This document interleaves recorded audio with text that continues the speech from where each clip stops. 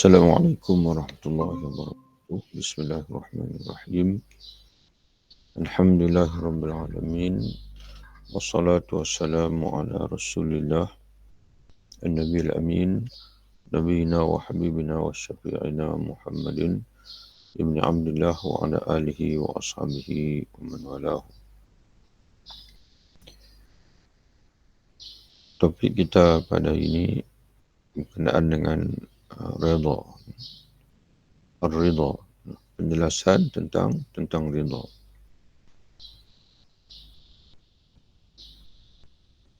Tajuk yang pertama, keutamaan ridha. Allah Subhanahu wa taala berfirman, A'udzu billahi minasyaitonir rajim. Bismillahirrahmanirrahim. Radhiyallahu anhum wa radu an.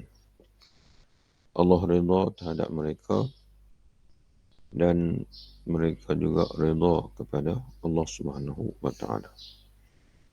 Ya, Allah ridha kepada mereka dan sesuai daripada itu mereka juga ridha kepada Allah Subhanahu wa taala. Tidak ada balasan kebaikan kecuali kebaikan pula. Surah Ar-Rahman. Yang tadi surah Al-Bayyinah. Allah Subhanahu wa taala menyebutkan tentang khairul bariyah. Orang-orang yang beriman dan beramal saleh di sisi Allah merupakan sebaik-baik makhluk Allah yang berjalan di atas muka bumi ini. Kemudian dalam ayat yang berikutnya yang dibawa oleh penulis kitab kita ini, hal jazaa'ul ihsan illa al-ihsan. Tidak ada balasan kebaikan kecuali kebaikan pula. Apa kaitan ayat ini dengan redha? Iaitu tidak ada balasan bagi redha melainkan redha. Jadi kebaikan di sini, apa saja kebaikan yang lahir daripada kitab, maka Allah akan balas dengan kebaikan juga. Maka begitulah juga redha, jika sekiranya kita redha kepada Allah, maka Allah akan balas dengan keredaan juga kepada kita. Puncak ihsan adalah redha Allah kepada hamba-Nya, iaitu ganjaran redha hamba terhadap Allah. Hal jazaa'ul ihsan illa ihsan. Tidak ada balasan bagi kebaikan melainkan kebaikan pula. Kata pengarang kitab kita ini, ya, puncak bagi ihsan, kebaikan bagi seorang hamba itu adalah redha. Maka balasan bagi redha itu juga adalah redha Allah Subhanahu wa taala pada dia. Allah Subhanahu wa taala berfirman lagi, dan mendapat tempat-tempat yang bagus di syurga Adn. Wa masakin tayyibatin fi jannati Adn. Ya, tempat-tempat yang bagus, yakni orang beriman, bertakwa, beramal saleh, mereka akan dikurniakan tempat-tempat yang baik di dalam syurga Adn. Syurga tempat dipanggil menetap yang kekal abadi. Kemudian kata Allah, wa ridwanun minallahi akbar, dan keredaan dari Allah itu lebih besar. Dan keredaan dari Allah itu lebih besar daripada tempat-tempat yang baik dalam syurga itu sendiri. Jadi anugerah Allah Subhanahu wa taala kepada hamba-hambanya yang beriman dan beramal saleh di akhirat, anugerah yang paling besar adalah keredaannya. Sebab itu Allah Ta'ala menyebutkan waridwan minallahi akbar, dan keredaan dari Allah itulah yang lebih besar daripada syurga itu sendiri. Sesungguhnya salat itu Allah mengangkat redha di atas syurga. Di mana Allah menyebutkan akbar. Keridaan dari Allah itu lebih besar daripada tempat-tempat yang dijanjikan Allah dalam syurga itu. Jadi Allah mengangkat redha di atas syurga adl, sebagaimana dia menyebutkannya di dalam salat. Ya, sebagaimana Allah mengangkat sebutan kepadanya melebihi daripada salat. Wala dzikrullahi akbar. Dia akan sebut ayat selepas ini. Setelah Allah menyebutkan salat itu mencegah daripada perbuatan keji dan juga mungkar.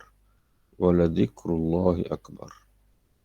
Namun faedah yang kamu dapati daripada salat, iaitu yang berupa kamu dapat mengingati Allah, faedah itu lebih besar daripada faedah-faedah lain yang kamu dapati daripada salat, termasuk salat, faedah salat iaitu mencegah daripada mungkar. Ya. Di mana firman Allah Subhanahu wa taala, inna salata tanha 'anil fahsya'i wal munkar, sesungguhnya salat itu mencegah perbuatan-perbuatan keji dan mungkar, dan sesungguhnya mengingati Allah itu adalah lebih besar keutamaannya, ya, daripada tercegahnya kamu daripada mungkar itu sendiri. Dan sebagian mentafsirkan wala dzikrullahi akbar, ingatan Allah kepada kamu itu lebih besar daripada ingatan kamu kepada Allah dengan salat itu. Ketika kita salat, kita mengingati Allah. Ya, hebatlah. Allah Ta'ala bagi peluang kita mengingati Allah. Tapi ingatan Allah kepada kita itu lagi besar daripada ingatan kita kepada Allah. Sebagian ulama mentafsirkan begitu. Jadi sebagaimana menyaksikan Allah dalam salat. Ya. Jadi elok dia panggil kita tambah sikit word situ. Sebab dalam bahasa Arabnya, Imam Ghazali menyebutkan musyahadatul mazkur, menyaksikan orang yang kita ingati, zat yang kita ingati, iaitu Allah dalam salat. Akbar, lebih besar daripada salat itu sendiri. Salat itu besarlah ibadat. Tapi kita mengingati, menyaksikan al-mazkur ataupun hadir bersama dengan zat yang kita sebut dalam salat. Itu lagi besar daripada salat itu sendiri. Mana peluang Allah Ta'ala beri kepada kita untuk kita hadir bersama dengan dia, mengingati dia. Itulah faedah yang paling besar daripada salat. Ya, menyaksikan atau hadir bersama zat yang kita sebut, iaitu Allah, di dalam salat itu lebih besar keutamaannya ketimbang salat itu sendiri. Demikian pula redha pemilik syurga lebih tinggi ketimbang syurga itu sendiri. Syurga itu dah hebat, tapi redha Allah, redha pemilik syurga kepada kita, itulah yang paling besar sekali. Sebab dia disebut nawaridwan minallahi akbar, dan redha daripada Allah itu lebih besar setelah Allah Ta'ala sebut syurga. Bahkan ia merupakan puncak pencarian para penghuni syurga. Jadi para penghuni syurga masuk syurga, mereka paling yang mereka cari bukan makan, minum. Yang paling mereka kendaki, yang mereka ingini adalah keredaan Allah.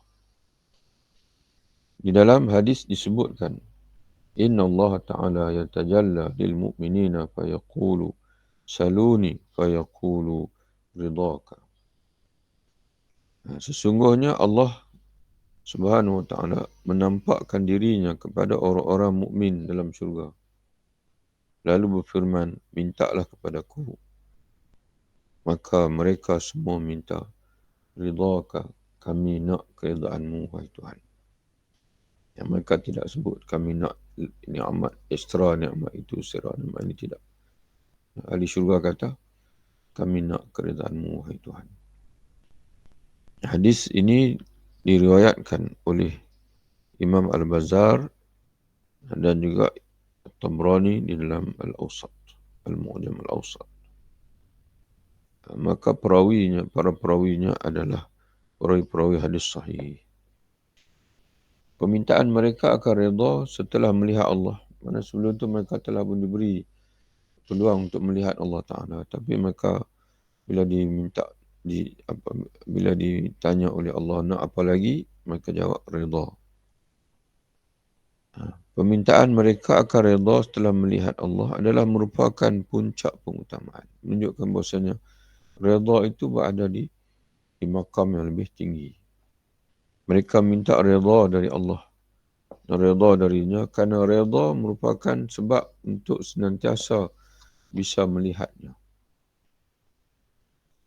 Jadi kalau melihat Allah Ta'ala ini mungkin sekali-sekala dalam hadis Nabi sebut ada orang yang melihat Allah setiap hari dalam syurga itu.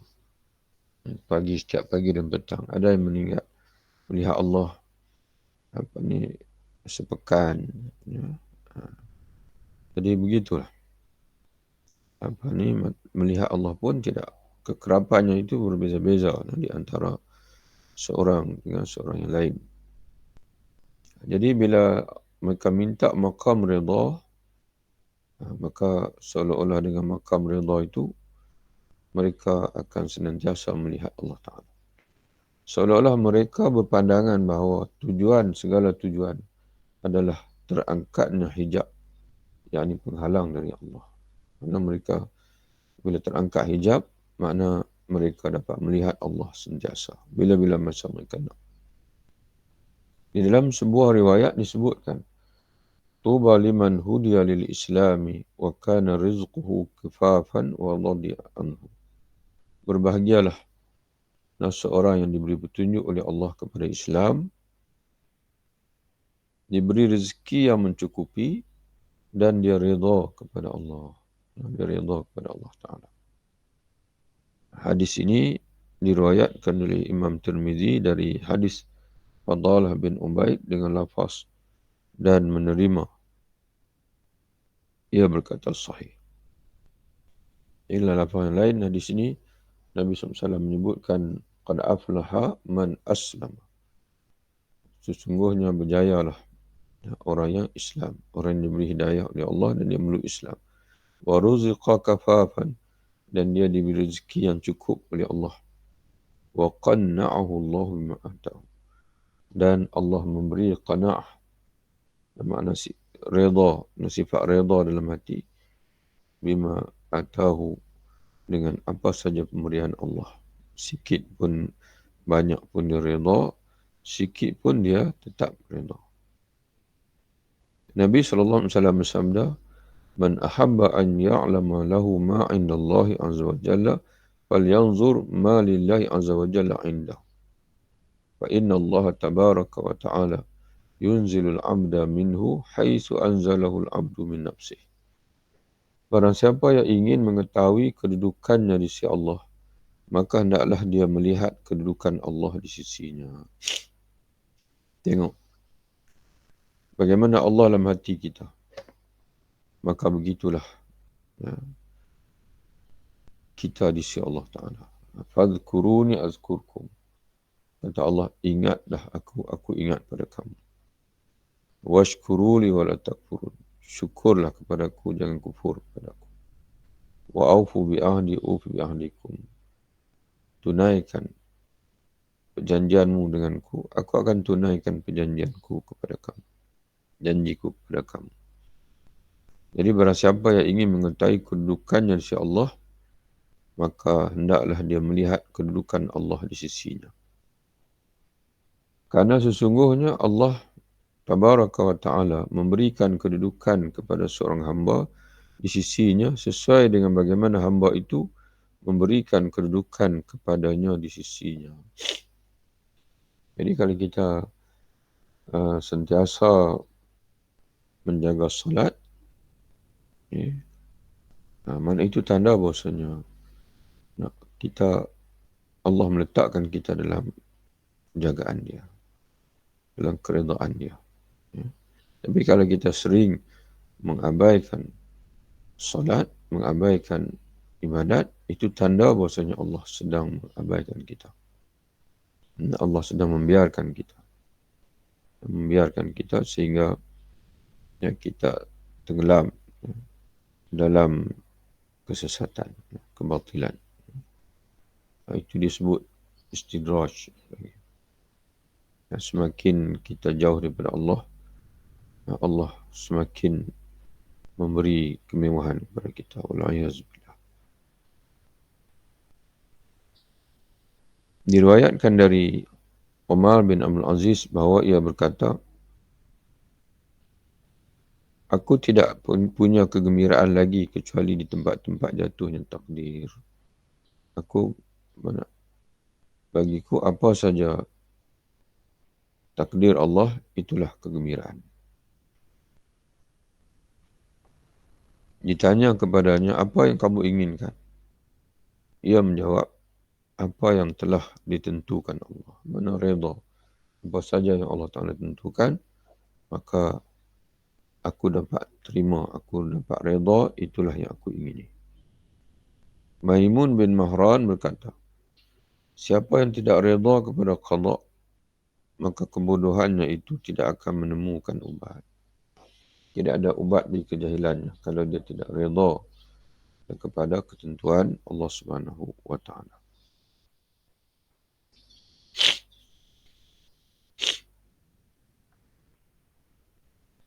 Al-Fudail berkata, jika kamu tidak bersabar atas takdir Allah, maka kamu tidak akan bisa bersabar terhadap takdir dirimu sendiri. Jadi apa yang berlaku dalam hidup kita ini, kita tak boleh bersabar melainkan kita sentiasa mendidik diri kita untuk akur dengan ketentuan Allah Subhanahu wa Ta'ala. Boleh tak kita berhujah dengan ketentuan Allah? Tak boleh. Sebab Allah tidak buka. Allah tidak buka takdirnya. Rahsia takdir yang tertulis di Lauhul Mahfuz itu disembunyikan Allah untuk membuka ikhtiar. Ya. Apakah Allah tidak tahu apa yang akan berlaku pada kita? Mustahil. Allah tidak tahu.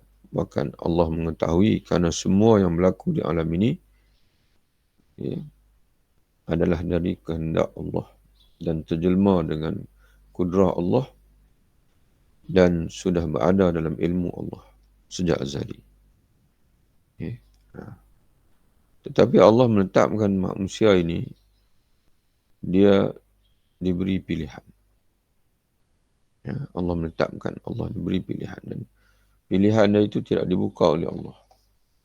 Ya, adalah ilmu Allah sehinggalah dipanggil hamba itu memilih dan berlaku menempati ilmu Allah SWT. Jadi kita sebut beginilah, kita wajib beriman dengan qada dan juga beriman dengan qadar.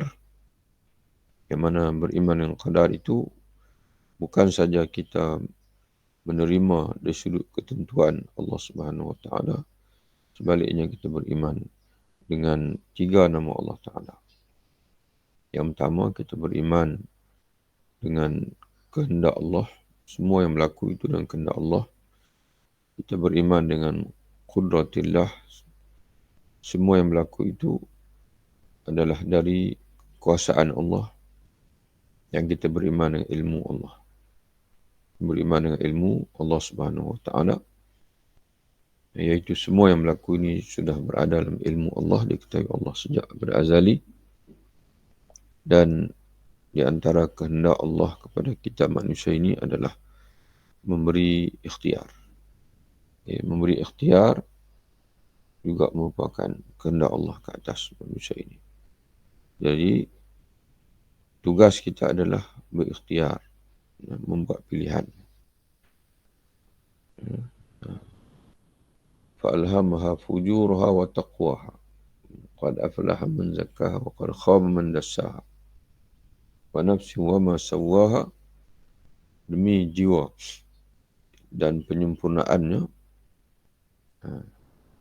Fa'alhamaha fujuraha, di mana dalam jiwa yang sempurna itu Allah mengilhamkan apa yang buruk apa yang taqwa, apa yang jahat, apa yang taqwa. Lalu kata Allah, qad aflaha, sesungguhnya berjayalah orang yang menyucikan. Mana orang memilih untuk menyucikan jiwanya, wa qad khaba man dassaha, dan rugilah orang yang mengotori, yang memilih untuk mengotori jiwanya. Jadi semua ayat Quran ni mesti dibaca, difahami secara pakej. Bukan satu ayat yang terpisah, tidak. Mesti difahami.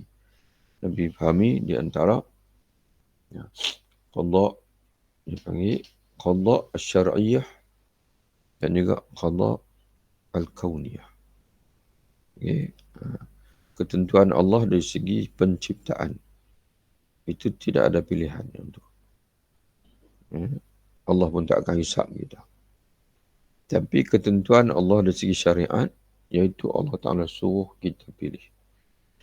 Allah Ta'ala suruh kita pilih. Pilih, dia panggil perbuatan-perbuatan kamu yang menepati syariatku. Akan diberi pahala. Kamu akan dihisap. Dari sudut benda yang kamu boleh pilih, kamu akan dihisap. Tapi dari sudut benda yang kamu tak boleh pilih, kamu jangan bimbang. Kamu tak akan dihisap oleh Allah Ta'ala. Abdul Aziz bin Rawat berkata, perkara ini tidak terletak pada memakan roti gandum atau memakai pakaian bulu. Tetapi masalahnya adalah terletak pada redha kepada Allah. Mana seorang sufi, seorang dipanggil orang yang bertasawuf itu bukan melihat pada dia pakai macam mana, dia makan macam mana. Makanlah, pakailah. Okay. Selaginya dia adalah halal. Jadi di mana terletaknya sufi itu? Letaknya pada tasawuf itu. Iaitu sejauh mana kita redha dengan Allah Ta'ala. Abdullah bin Mas'ud radhiyallahu anhu berkata, sesungguhnya aku menjilati batu kerikil yang panas lebih aku cintai berbanding aku menyatakan seandainya tidak terjadi terhadap suatu yang telah terjadi atau seandainya terjadi terhadap suatu yang tidak terjadi. Mana dia tidak. Aku lebih suka menjilat benda yang panas daripada aku mengucapkan dengan lidahku suatu yang menggambarkan seolah-olah aku tidak dapat menerima ketentuan Allah Ta'ala. Sehingga aku berkalau-kalau, kalau begitu, kalaulah macam tu, kalaulah macam tu. Tidak. Okay. Kita berikhtiar, kita berusaha. Kemudian kalau ditakdirkan natijah berbeza daripada apa yang kita ikhtiarkan, kita redha. Saya dah berusaha mengikut yang Allah Ta'ala suruh, tapi masih gagal, Alhamdulillah. Ada hikmah. Itu semua takdir Allah Ta'ala saya terima. Seorang lelaki melihat luka bernanah di kaki Muhammad bin Wasid. Ini semua tokoh-tokoh yang disebut tadi ni tokoh-tokoh awliya Allah. Jadi bila seorang lelaki lihat lukanya bernanah di kaki Muhammad bin Wasid, lalu dia berkata, sesungguhnya aku mengasihani kamu kerana nanah itu. Kesiannya kamu sakit. Tapi Muhammad bin Wasid dia jawab apa? Kata dia, sesungguhnya aku mensyukurinya sejak nanah itu keluar. Kerana ia tidak keluar dari mataku. Mana dia keluar dari kakiku, bayangkanlah kalau Allah Ta'ala takdirkan nanah itu keluar dari mataku. Maknanya, dia panggil dia mensyukuri kerana setiap takdir Allah Subhanahu Wa Ta'ala itu ada hikmahnya. Dan walaupun Allah menguji, tapi Allah tidak menguji hambanya dalam rupa yang menewaskan hamba. Okay. Jadi Allah uji kita itu untuk membersihkan kita di antaranya. Dan jangan bimbanglah kalau kita redha dengan Allah. Allah tidak akan uji kita melebihi daripada kadar kemampuan kita. Okay. Jadi sebab itu, apabila kemampuan para Rasul ni kuat, maka ujian pun kuat. Dan martabat mereka pun kuat. Lebih tinggi daripada kita. Sebab ujian lebih tinggi, bermakna martabat akan jadi lebih tinggi. Tapi Allah Ta'ala menguji hamba dia dengan rahmah dan kasih sayang. Sebab itu kata Nabi SAW, Asyadun nasi bala'na al-anbiya summal amsal fa'amsal. Orang yang paling hebat diuji adalah para Nabi. Kemudian yang berikutnya. Sebab itu para sahabat menyedari dan mereka berkata, Ya Rasulullah, kenapa ya Rasulullah? Kami apabila melihat kamu demam saja, seolah-olah macam dua orang demam. Kalau gambaran kita ni, kalau dah Rasul kasih Allah ini, demam pun sepatutnya tidaklah. Sebab kekasih. Tapi berbeza. Berbeza. Apa ni? Lagi kekasih, maka lagi diuji. Sebab dengan ujian itu mengangkat martabat. Mengangkat martabat hamba di sisi Allah Subhanahu wa Ta'ala. Jadi Allah Ta'ala tahu kita ni lemah. Maka ujian kita pun Allah Ta'ala beri sedikit saja. Ujian kita dan kita hendaklah mensyukuri. Apa saja berlaku dalam hidup kita ini, maka kita syukuri. Dan sentiasa terbit daripada mulut kita itu ada ketikanya Bismillahirrahmanirrahim. Ada ketikanya Alhamdulillahirrahmanirrahim. Ada ketikanya Inna lillahi wa inna ilaihi raji'un. Ada ketikanya Masya Allah la quwata illa billah. Jadi ucapan yang sesuai dengan kondisi kita. Kemudian tajuk berikutnya hakikat redha. Kita berhenti di sini. InsyaAllah kita sambung lagi. Wallahu a'lam bissawab. Assalamualaikum warahmatullahi wabarakatuh. Jumpa lagi insyaAllah.